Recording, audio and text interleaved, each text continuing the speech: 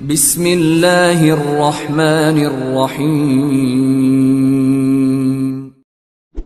السلام علیکم ورحمۃ اللہ وبرکاتہ۔ پیارے ناظرین اور میرے عزیز طلباء، پھر میں آج آپ لوگوں کے سامنے ایک نیا سبق لے کر حاضر ہوا ہوں۔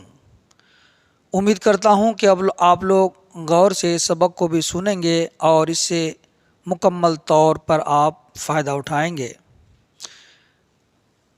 دیکھیے، آج کے سبق میں یہاں پہ 5 نام لکھا ہوا ہے۔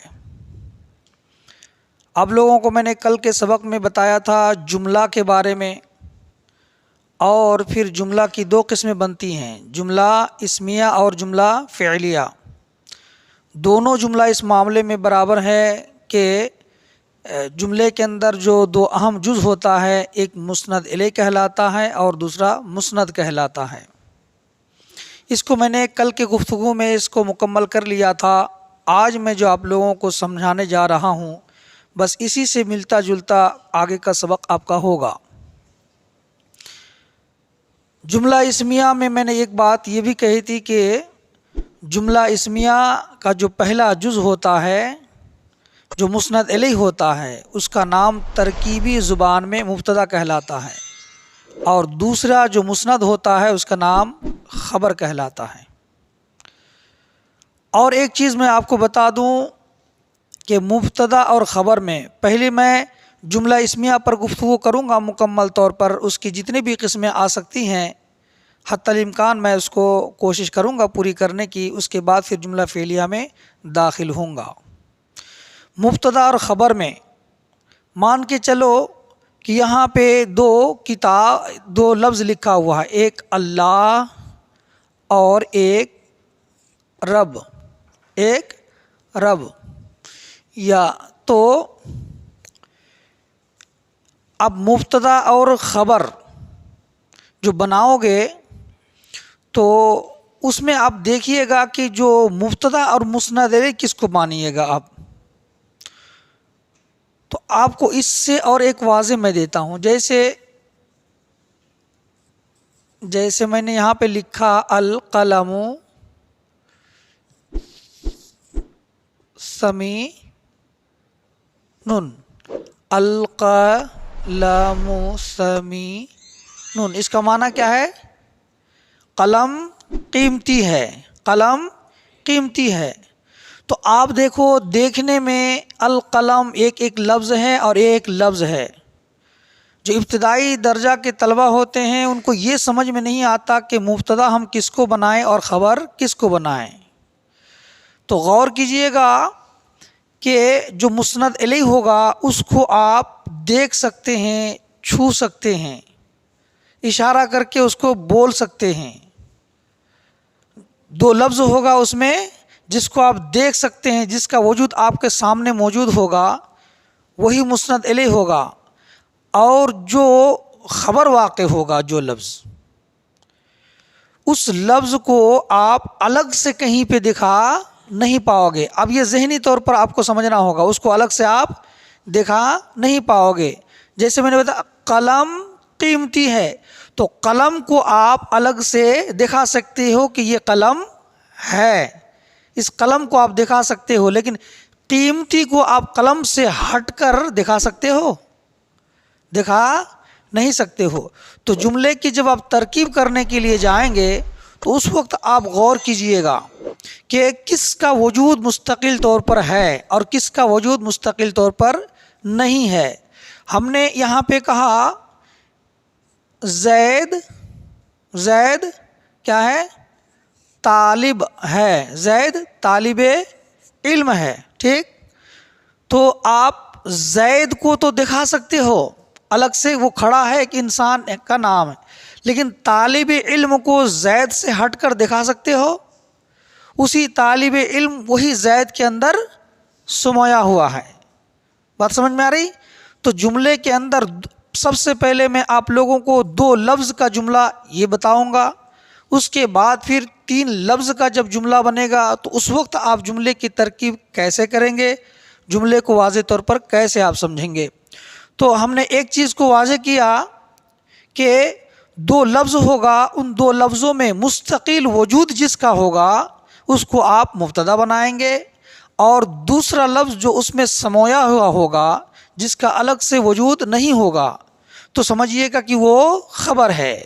ہم نے کسی ایک کے بارے میں کہا جیسے یہ قلم کالا ہے، تو قلم کا ایک وجود ہے کالا، اس کے ساتھ پایا جاتا ہے۔ کالا کو الگ سے آپ قلم کی طرح الگ سے دکھا نہیں سکتے ہو۔ تو یوں سمجھو کہ اب کس کو آپ کو، ایک ہے کالا اور ایک ہے قلم، تو کس کو مبتدا بنایا جائے گا؟ قلم کو مبتدا بنایا جائے گا اور کالا کو اس کی خبر بنائی جائے گی۔ سمجھ گئے مبتدا اور خبر میں کس کو مبتدا بنانا ہے، کس کو خبر بنانا ہے؟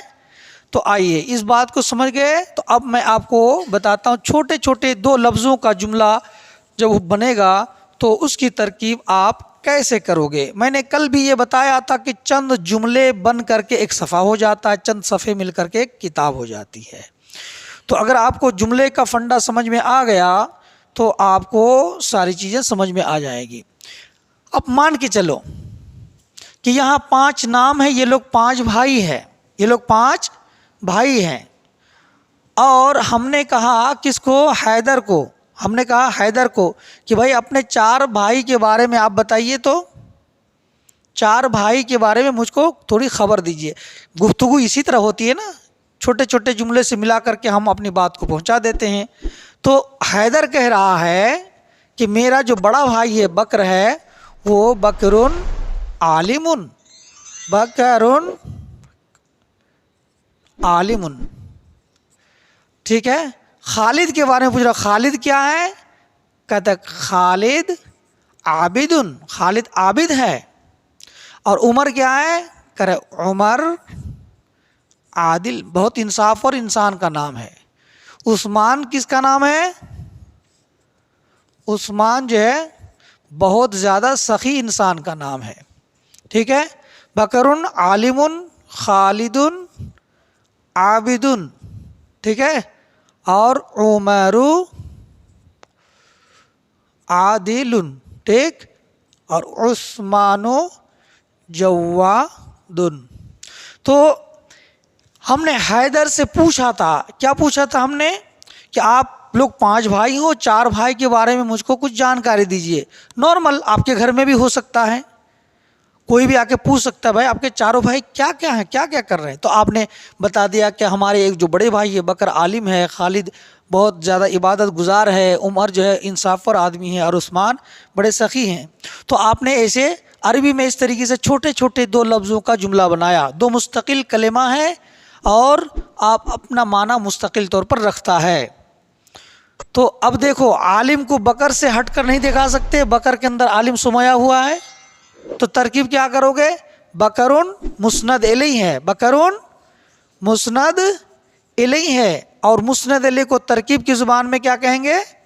مبتدا کہیں گے۔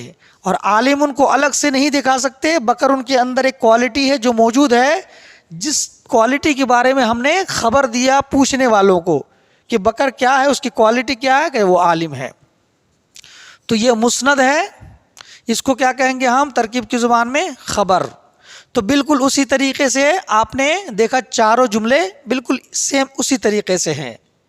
تو اس طریقے سے آپ کی عربی کی کسی بھی کتاب میں 2 لفظ کا جب ایک جملہ چھوٹا چھوٹا جملہ بنے تو غور کیجئے گا کہ مستقل وجود جس کا ہوگا، اگر آپ یہ کلیئر نہیں کر پا رہے ہیں کہ کس کے لیے کیا چیز ثابت کی جا رہی ہے اور کون چیز ثابت ہو رہی ہے، یہ اب سمجھ میں نہیں آ رہی، تو اتنا دماغ لگائیے گا کہ اس میں سے مستقل وجود کس کا ہے اور جس کو ہم الگ سے نہیں دکھا سکتے وہ کیا چیز ہے۔ اس طریقے سے آپ جو ہے نتیجے تک پہنچ جائیے گا اور آسانی سے ترکیب کر لیجئے گا۔ تو یہاں تو آپ نے دیکھ لیا۔ اب دیکھیے، اب میں 2 لفظ سے پھر ایک طرح کا جملہ بناتا ہوں۔ اس میں کیا ہوگا، جو آپ نے ابھی پڑھا اس کے اور اس کے درمیان فرق کیا ہوگا؟ مثال کے طور پر آپ لوگوں نے پڑھا ہوگا اس میں اشارہ، جانتے ہیں نا، جیسے دیکھو یہ کیا ہے، ہادہ، اس میں اشارہ ہے، اور یہ ذالکا، یہ بھی اس میں اشارہ ہے۔ یہ قریب کے لیے بولا جاتا ہے اور یہ دور کے لیے بولا جاتا ہے نا. پھر یہ واحد ہے. اس طریقے سے ہاذا ہاذانی اور مؤنث کے لیے ہاذہی ہاتانی اور جمع کے لیے ہاؤلائے. اسی طریقے سے ذالکا ذانکا اس کے بعد پھر اولائکا. اس طرح کا جو ہے یہ اشارہ کرنے کے لیے آتا ہے. ٹھیک. تو اب ایک چیز ہے, اس کو آپ نے دیکھ لیا. ایک چیز ہے کہ آپ کو اس کا نام نہیں بتانا ہے, اشارہ کر کے بولنا ہے. اشارہ کر کے بولنا ہے کیا؟ وہ عالم ہے. تو آپ نے کیا کہا؟ ذالکا عالم, ذالکا عالم. تو یہاں دیکھو کوئی نام ہے؟ نام نہیں ہے. تو اب یہ جملہ ہم کب بولتے ہیں؟ جیسے آپ ہمارے سامنے بیٹھے ہو, ہم آپ کے بارے میں کہہ رہے ہیں, مثال کے طور پر محفوظ محنتی لڑکا ہے. ٹھیک. تو ہم کو نام نہیں کہنا, آپ کو بتانا. یہاں پہ ہم نے کہا کہ یہ چھوٹا لڑکا ہے, یہ کمزور لڑکا ہے, وہ ذہین لڑکا ہے. ایسا جملہ ہم عام طور پر استعمال کرتے ہیں نا اپنی گفتگو میں. تو اس طرح کے اگر چھوٹے چھوٹے جملے کتابوں میں آ جائے تو کیا کرو گے؟ یہی ذالکا کو کیا کرو گے؟ وہ عالم ہے. تو اب یہاں پہ کہو گے یہ ذالکا سے اشارہ کر کے ایک مستقل چیز کو بتا رہا ہے, اس لیے یہ ہو جائے گا مسند الیہ اور یہ ہو جائے گا مسند. پھر ترکیب کرنے کے لیے جائیں گے تو کیا ہوگا کہ یہ مبتدا اور یہ خبر. لیکن ہاں ایک چیز یاد رکھیے گا, یہاں تو ہم نے دو بتا دیا, 2 لفظوں کا جملہ. اب 3 لفظ کا جو جملہ بنے گا اس وقت آپ کس کو کس کے ساتھ جوڑیے گا, یہ ایک پوائنٹ کی بات ہے اور نئی بات ہے. ٹھیک ہے.